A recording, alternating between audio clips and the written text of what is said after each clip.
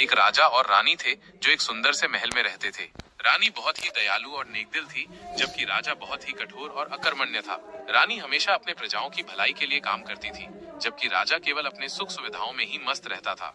एक दिन रानी को पता चला कि एक गरीब किसान की फसल बर्बाद हो गई है। किसान बहुत दुखी था और उसे नहीं पता था कि वो अपनी परिवार का पालन पोषण कैसे करेगा।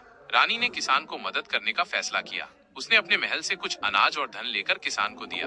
किसान बहुत खुश हुआ और रानी को धन्यवाद किया। राजा को ये बात अच्छी नहीं लगी। उसने रानी से पूछा कि उसने किसान को इतना धन क्यों दिया।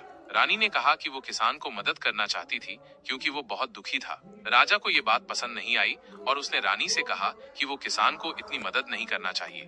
रानी ने राजा की बात नहीं मानी और वो किसान को और भी मदद करती रही। राजा को ये बात और भी ज्यादा नापसंद होने लगी। एक दिन राजा ने रानी को महल से निकाल दिया। रानी महल से निकलकर एक जंगल में चली गई।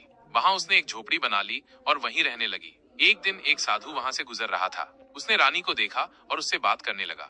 रानी ने साधु को बताया कि राजा ने उसे महल से निकाल दिया था। साधु ने रानी को कहा कि वह बहुत दुखी न हो और कि वो एक दिन अपने महल वापस लौट आएगी।